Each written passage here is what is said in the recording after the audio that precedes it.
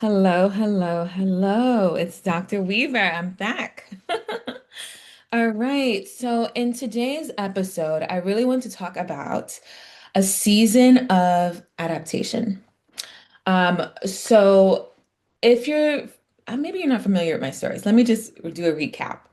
So I am by trade, I'm a professor, I'm an academic. I spent 5 years on the tenure track, and about 3 years ago, I decided to be a full-time social entrepreneur, really a part-time social entrepreneur because I'm a stay-at-home mom. And that's one of the things I really wanted to be home with my kids and be super present with them and like join the PTA and all that stuff and that. And oh my goodness, yeah, I have full-time job. That's a full-time job, the PTA. And that was my goal. I also run my own company, the International Institute for Social Entrepreneurship. And that was actually my original plan. When I did go in to get my PhD, I went to a program that focuses on being a pracademic. And so I went to Rutgers University Camden, and at the time when I applied to my PhD program, there was a social entrepreneur that was one of the top faculty members there, and she left to start a social enterprise. I didn't know that when I applied, and so when I got there, I was like, I really wanted her advisement so that she can help me start a social enterprise. And she wasn't there anymore, but there was another social entrepreneur that was also a faculty member there. And so I did get to a lot of training in that. I ended up getting really knee deep into the research. I love to do research. It's something that actually just brings me joy. Because learning about social entrepreneurship, learning about change makers, learning about great people that are elevating and doing great things to improve the lives of others. Like I love that. That's so amazing. And then sharing that work, this is where the teaching comes in, sharing the work that I do, the research that I do with other people that are doing the same thing. That is just such a beautiful experience. And it's one of my favorite parts of existing in this world. It's like not even just about work. It's just exciting to be around amazing people and to learn about them and to exchange with them and collaborate. All right, so did that, conducted the first large-scale study in the world of social enterprises in the United States, social enterprise activities, their social, legal, and economic activities. So I did that, joined the tenure track. Long story short, ended up a few years ago, just, you know, my company was originally called Weaver Social Enterprise Directory. But as time evolved and I really started to focus on that as my predominant, predominant, predominant form of like my career, I wouldn't say employment because I'm self-employed. And once I started to focus on that, I realized that shifting it to becoming, the International Institute for Social Entrepreneurship would be perfect, right? And before that, I was the first and only faculty member for the Institute for Entrepreneurship and Innovation at Iona College. So I ended up learning so much about how to create my own institute and really just took that knowledge and applied it to my own. And so through the institute, I can do research. That's coming out now. Um, I have my 5-day boot camp. Now it's a 5-week boot camp as well. So it can be anything. Well, we have a boot camp, so we have training, we have books, my textbook, Social Entrepreneurship, A Practical Introduction, social entrepreneur mentoring sessions. I have a conference coming up that I'm launching in the next year. And so doing a whole lot of things, and I had to learn how to adapt to this new reality. If I'm going from being a regular academic to a complete pracademic, but also an entrepreneur, a social entrepreneur, which is actually a great transition for many faculty members because most of us are engaging. Like if you are a research faculty member or a tenure track faculty member, most of us, even teaching, we have a desire to do social good, to advance social good, and we all have a specialty. And so if you wanted to like leave academia or not leave academia, but just start something on the side where like it's your own organization and you're the one pioneering it and spearheading it, you can do that. And so, but here are some things that I really had to learn to adjust to over the last couple of years. And I'm still adjusting, but I'm getting better. So the first thing was mindset.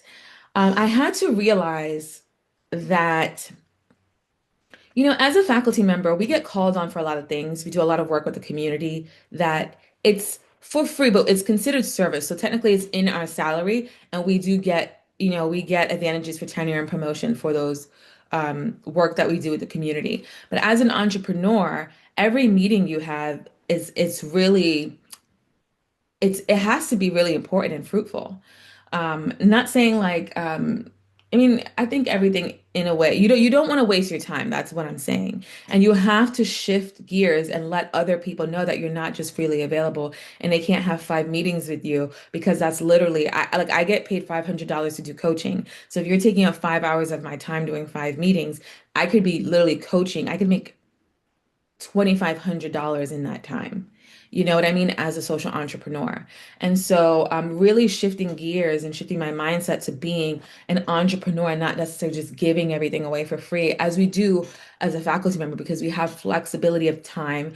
We have the flexibility of resources. We have a lot of resources that we can use at the college and university levels that you don't necessarily have at the beginning stages of being a social enterprise. Later on down the road when you're making over 6 figures, even over 7 figures, then you can do whatever you want with your time. But in the very beginning stages, your time is of the essence because you're building a new venture. It's something that doesn't exist. It hadn't exist before you created it, and you really need to prioritize just spending time on that. All right. So mindset. So that's one mindset area, but also finances. Whew, finances were a big one. And so like even like things like conferences, like conferences, we can spend on average like $5,000 to $10,000 a year going to conferences as an academic. And now that has to be taken out of your business fund. So you have to make that money, then be able to spend that money. And you're not going to just spend $10,000 if you get it. You have to actually make enough to feed yourself, feed your family, and to have a living, and then be able to use that as like a professional development source or like fund. But you actually have to make that money in order to be able to use it. Whereas in academia, the money's just there and you have to apply for it. And then once you apply, it's either a yes or a no, but most likely it's a yes. So finances in that way, learning how to pay yourself, learning whether or not if you want to pay yourself, charging yourself if you have an at-home business like myself, you would have to then you know, you literally charge yourself for rent, for being able to house your office, house your supplies, your textbooks, whatever it is, your materials, because it's taking up space in your home, and this is where it's taking up electricity. You're using the internet, printer paper, like you're using a lot of your car for running errands, maybe a PO box so that people don't know your address. Or even you can even have a mailbox at a venture, at a like an incubator, for example, or an accelerator program company, co-working space. Many people do that as well. And so those are expenses that you have to consider. And yeah, I mean, it influences your life on a really deep level. And then you have to see like what is the minimum amount that you can live on per year. And that was my big thing for like the last couple of years. It's like, what do I need just to survive, and not just to survive, but just to be happy, right? And not feel deprived. And like I had to find that number. And your goal is to make, of course, more than that number. My goal was always to make more than my salary, right? And so I would like to not only replace my salary, but I would like to exceed my salary and before I start bringing other people on like permanently, because I do have contract employees and I pay for certain services like I'm a photographer and things like that, consultants. I do also like training programs myself, coaching, but I don't have those like I don't have employees yet. And the last thing that's so important that I've learned, this is actually might be one of the most important things, is your social circle changes, right? Because you're a new entrepreneur, a new social entrepreneur, and you need people around you that are kind of going through in a similar phase of life that you're in. Because what I found is that normal people that have like regular jobs, a lot of them, your friends might change on you. They might think something's like, oh, who this person's really trying to be somebody special, even though we're all special. Anyway, and honestly, if you did have the idea to be an entrepreneur, you really are a special person because most people are not entrepreneurs, right? It's rare, especially in the United States. Most people are workers. And so for you to take that leap of faith and to believe in yourself. It's really an act of self-faith and self-love and self-trust and trust in God and the universe. It's really a spiritual, there's a huge spiritual component to entrepreneurship in general, let alone social entrepreneurship.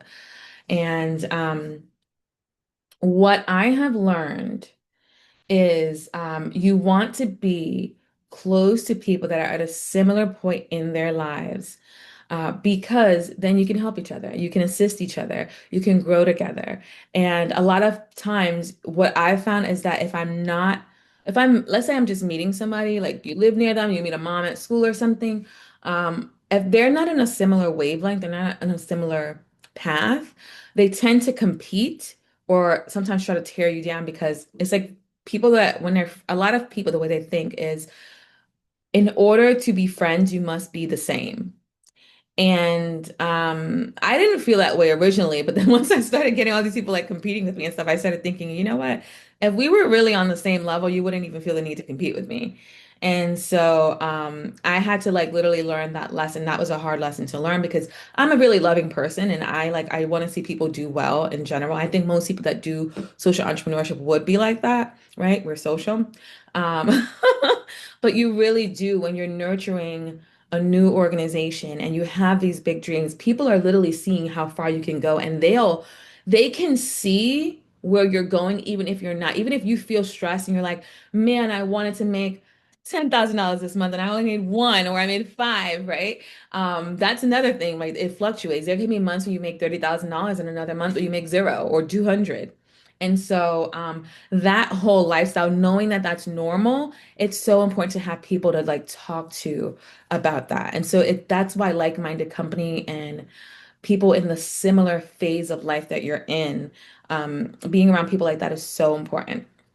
Whereas when you're not around people like that, a lot of times people can really see where you're going and they may be afraid that you're leaving them behind, that they can't come with you. And sometimes they're right. It's true because I have noticed that in some cases they can't come with you. In some cases, you're not necessarily trying to leave them behind, but you just do. And that could be hurtful and painful for everyone involved. And so, yeah, those are the three things I've learned, or three things that I've had to adapt to. There may be some more in the future, but those are at the top of my mind. So I feel like I'm in a season of adaptation. Or now I'm feeling like, whew, 3 years ago, I was like, I didn't even realize like it was such an adjustment. And now I feel like I am adapting, I feel so much better. And so mindset, how you think, how you recognizing that you are a different person and you are in a different phase of life.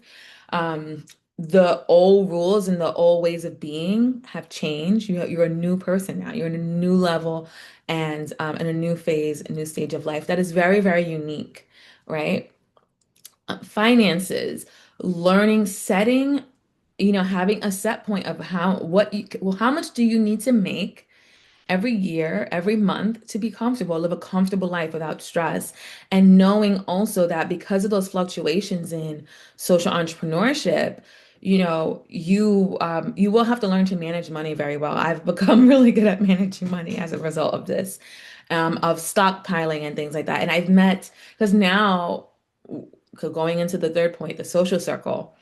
I've been meeting a lot of people that are like athletes, authors, entrepreneurs, and artists, right? So your world opens up into a different way because we're on a similar wavelength, right? We get paid. Some of us get like the athletes, for example, they might get a huge check right up front, but they still have to learn how to manage that. Same thing with an entrepreneur. You can land a deal today that gives you $50,000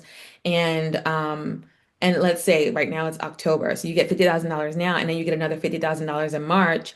You have to learn to manage that. And so you have to sometimes learn to live on less than you're used to in a year so that you can just make sure you have funds for the whole year and that you're not struggling, you're not stressed because that will affect your performance in your work. And so, yeah, the social circle, meeting different kinds of people and learning from them and learning how they pay their bills and learning where they go to socialize and meet other people that are like them. It's a very exciting time. And so, thank you for listening. subscribe, like the video, share it with whoever you think could benefit from it. I'm still getting used to this YouTube thing, and so I probably will not edit this video very much. Because I always say, if I have to sit here and edit like crazy, I'm just not going to do it. I just want to get started and get it out because I have a lot to say, and I've learned a lot, and I'm so excited and so thrilled about the YouTube channel, the Institute, everything that I'm doing. I'm just living my dream, and I'm so happy, and I'm just excited to share it. So thank you for listening and being a part of my community.